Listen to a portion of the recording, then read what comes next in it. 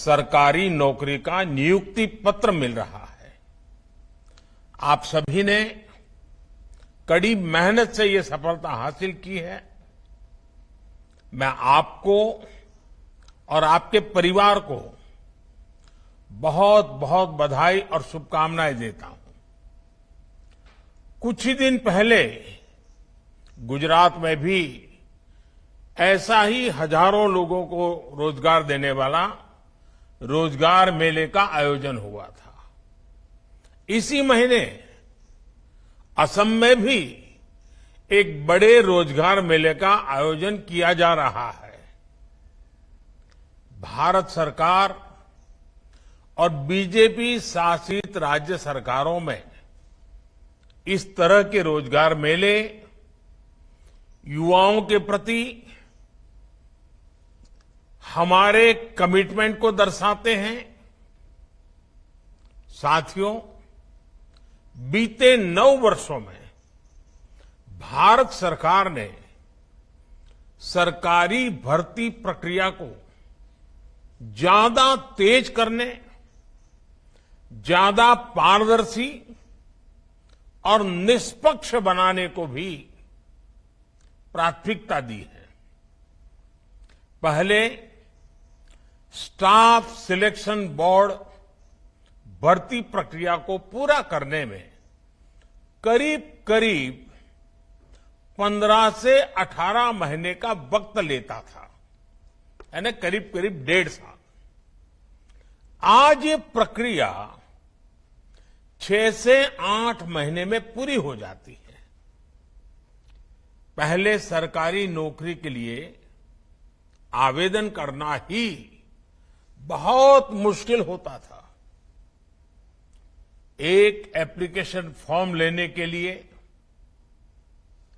घंटों लाइन में लगो रहो,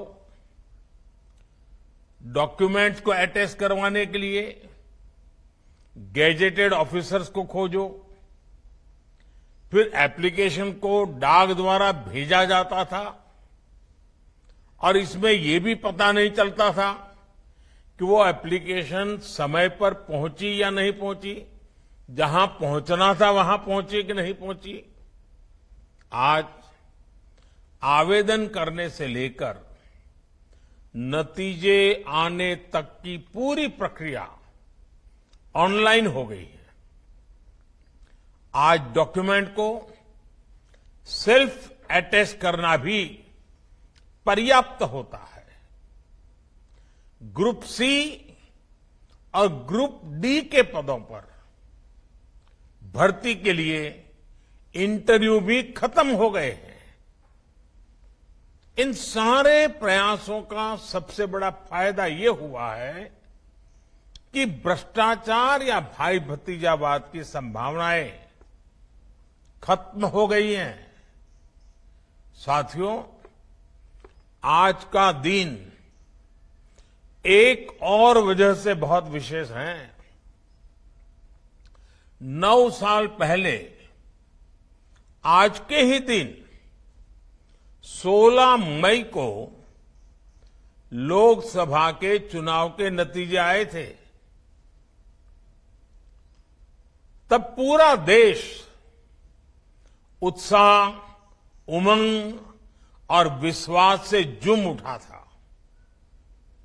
सबका साथ, सबका विकास के मंत्र के साथ कदम बढ़ाने वाला भारत आज विकसित भारत बनने के लिए प्रयास कर रहा है।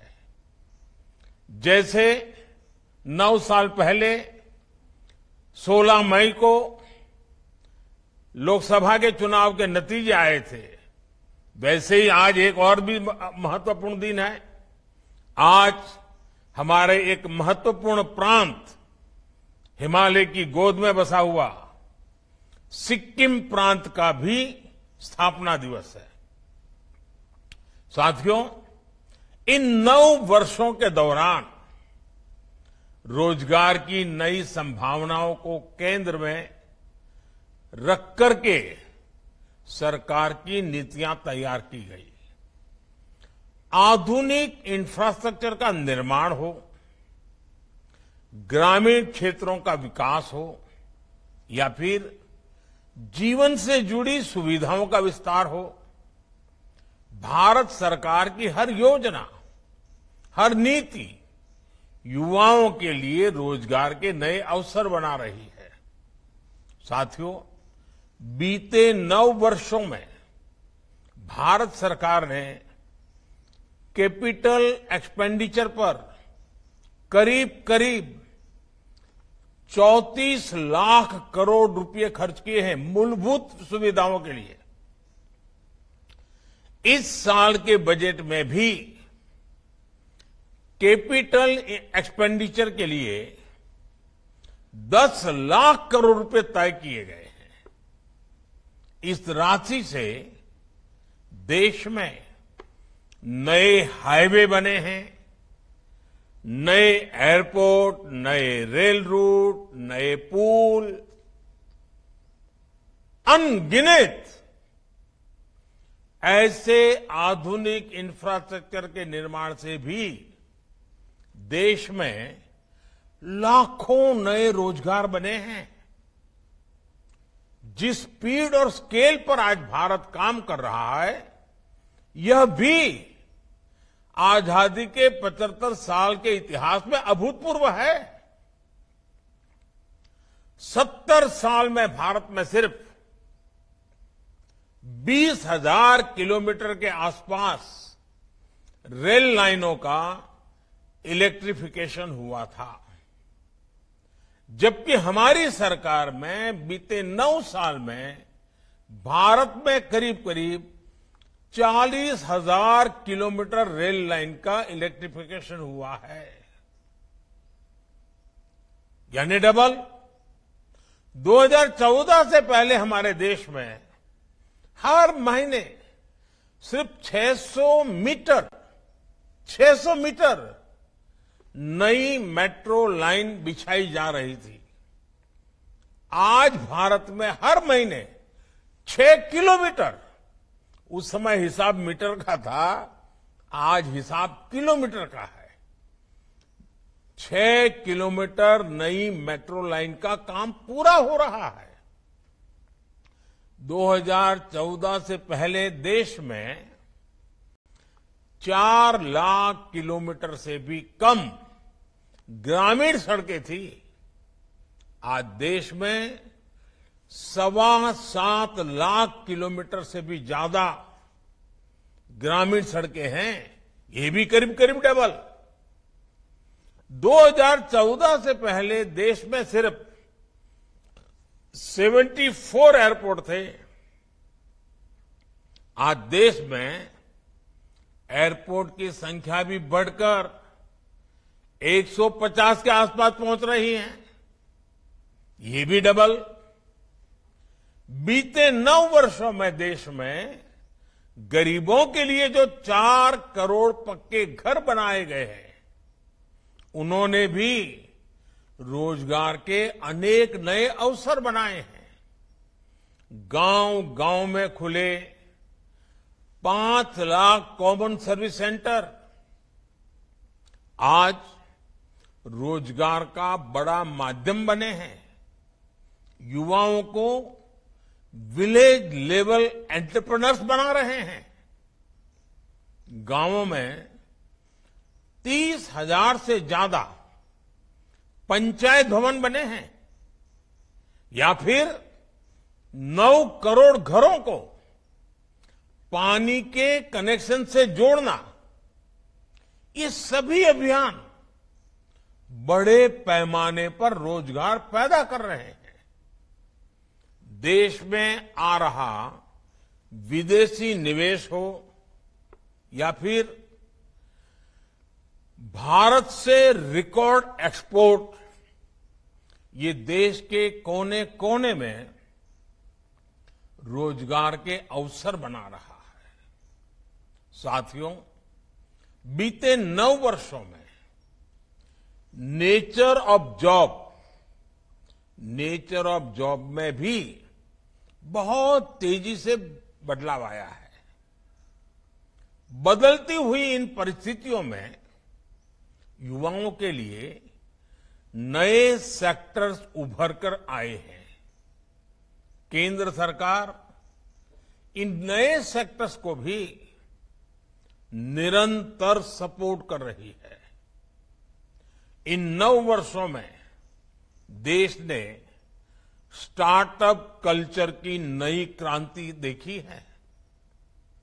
2014 में देश में जहां कुछ 100 स्टार्टअप थे, वहीं इनकी संख्या आज 1 लाख स्टार्टअप तक पहुंच रही है। और अनुमान ये है कि इन स्टार्टअप्स ने कम से कम 10 लाख युवाओं को रोजगार दिया है। साथियों, इन 9 वर्षों में देश ने कैब एग्रीगेटर्स यानी ऐप के जरिए टैक्सी को भारतीय शहरों की नई लाइफलाइन बनते देखा है। इन 9 वर्षों में ऑनलाइन डिलीवरी का एक ऐसा नया सिस्टम तैयार हुआ है जिसने लाखों युवाओं को रोजगार दिए हैं। इन 9 वर्षों में ड्रोन सेक्टर में नया उछाल आया है। फर्टिलाइजर के छिड़काव से लेकर दवाइयों की सप्लाई तक में ड्रोन का इस्तेमाल बढ़ रहा है। इन 9 वर्षों में सिटी गैस डिस्ट्रीब्यूशन सिस्टम 60 शहरों से आगे बढ़कर 600 से भी ज्यादा शहरों में पहुंच गया है। साथियों, बीते 9 वर्षों में भारत सरकार ने मुद्रा योजना के तहत 23 लाख करोड़ रुपए देश के युवाओं को दिए हैं। इस राशि से किसी ने अपना नया व्यापार कारोबार शुरू किया है, किसी ने टैक्सी खरीदी है, किसी ने अपनी दुकान का विस्तार किया है और इनकी संख्या लाखों में नहीं, मैं गर्व से कहता हूं ये संख्या आज करोड़ों में है। करीब करीब 8 से 9 करोड़ लोग ऐसे हैं जिन्होंने मुद्रा योजना की मदद से पहली बार अपना स्वतंत्र काम शुरू किया है। आज जो आत्मनिर्भर भारत अभियान चल रहा है, उसका भी आधार देश में मैन्युफैक्चरिंग के माध्यम से रोजगार का निर्माण करना है।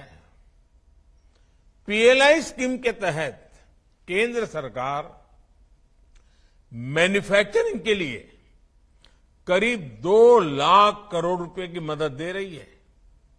ये राशि भारत को दुनिया का मैन्युफैक्चरिंग हब बनाने के साथ ही लाखों युवाओं को रोजगार में भी सहायता करेगी। साथियों, भारत के युवाओं के पास अलग अलग सेक्टर्स में काम करने की स्किल रहनी बहुत जरूरी है। इसके लिए देश में उच्च शिक्षा संस्थानों, कौशल विकास संस्थानों का भी युद्ध स्तर पर निर्माण हो रहा है। साल 2014 से 2022 के बीच हर साल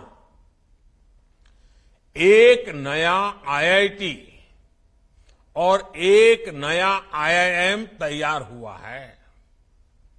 पिछले 9 वर्षों में औसतन हर हफ्ते एक यूनिवर्सिटी और हर दिन एवरीडे 2 कॉलेज खोले गए हैं। हमारी सरकार आने से पहले देश में 720 के आसपास यूनिवर्सिटी थी। अब इनकी संख्या बढ़कर 1100 से ज्यादा हो गई है। 7 दशकों में देश में सिर्फ 7 एम्स तैयार किए गए थे। पिछले 9 वर्षों में हम 15 नए एम्स बनाने की तरफ बढ़े हैं। इनमें से कई अस्पतालों ने अपनी सेवाएं देनी भी शुरू कर दी है। 2014 तक पूरे देश में 400 से भी कम मेडिकल कॉलेज थे।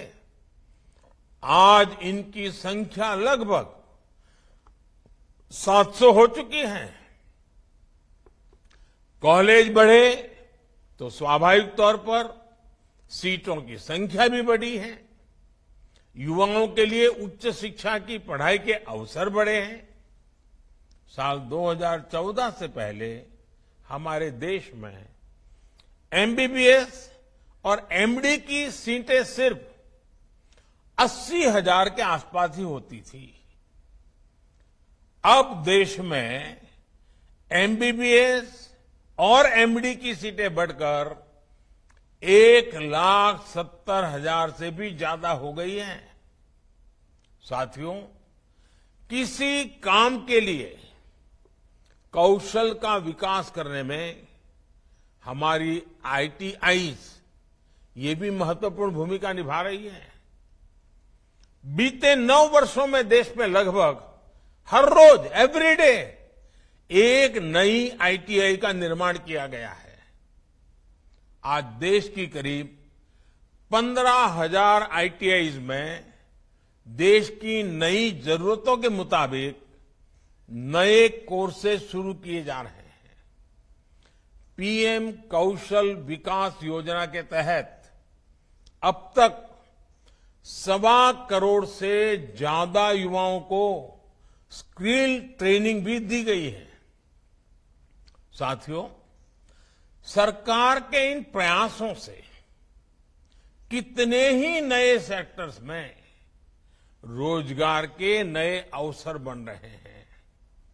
मैं आपको सिर्फ एक उदाहरण देना चाहता हूं, ईपीएफओ का।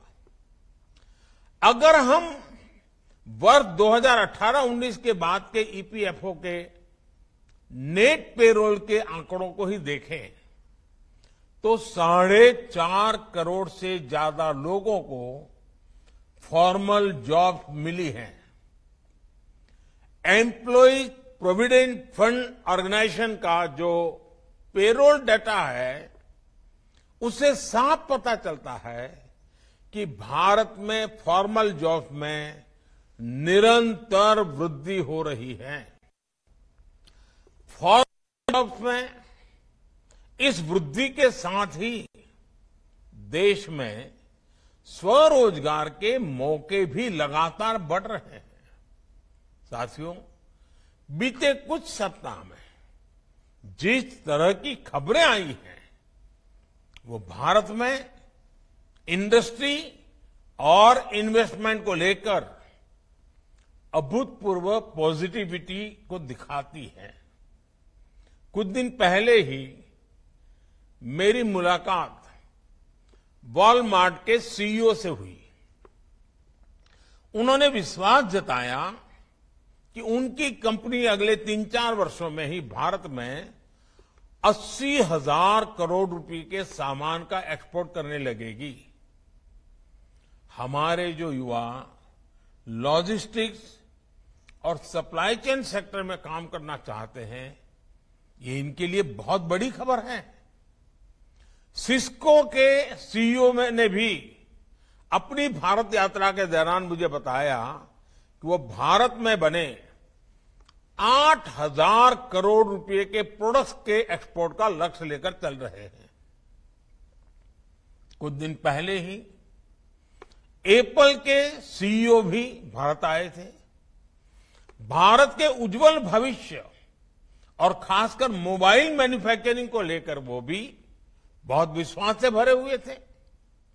दुनिया के मशहूर सेमीकंडक्टर कंपनी एनएक्सपी, इसके टॉप एग्जीक्यूटिव भी हाल ही में मुझसे मिले हैं। वो भारत के सेमीकंडक्टर इकोसिस्टम के निर्माण और उसके सामर्थ्य को लेकर बहुत पॉजिटिव है। फॉक्सकॉन ने भी भारत में अनेक प्रोजेक्ट्स में हजारों करोड़ रुपए का निवेश शुरू कर दिया है। अगले एक सप्ताह में दुनिया की बड़ी कंपनियों के बहुत सारे सीईओ से फिर से एक बार मेरे मिलना होने वाला है। वे सभी भारत में निवेश के लिए जोश से भरे हुए हैं। ये सारी बातें, ये सारे प्रयास दर्शाते हैं कि भारत में अलग अलग सेक्टर्स में कितनी तेजी से रोजगार के नए अवसर बन रहे हैं। साथियों, देश में चल रहे विकास के इस महायज्ञ में इतने बड़े परिवर्तनों में अब आपकी सीधी भूमिका होगी। अगले 25 वर्षों में आपको अपने दायित्वों को पूरा करने के साथ साथ विकसित भारत के संकल्पों को भी साकार करना है। मेरा आप सबसे आग्रह है कि इस अवसर का भरपूर उपयोग करें। आज से आपके जीवन में सीखने का भी एक नया दौर शुरू हो रहा है। सरकार का बहुत जोर अपने कर्मचारियों के नए स्किल डेवलपमेंट पर भी है। इसी को ध्यान में रखते हुए ऑनलाइन लर्निंग प्लेटफॉर्म iGOT कर्मयोगी शुरू किया गया है। इस प्लेटफॉर्म पर कई तरह के कोर्सेज उपलब्ध हैं। आप उनका पूरा उपयोग करें।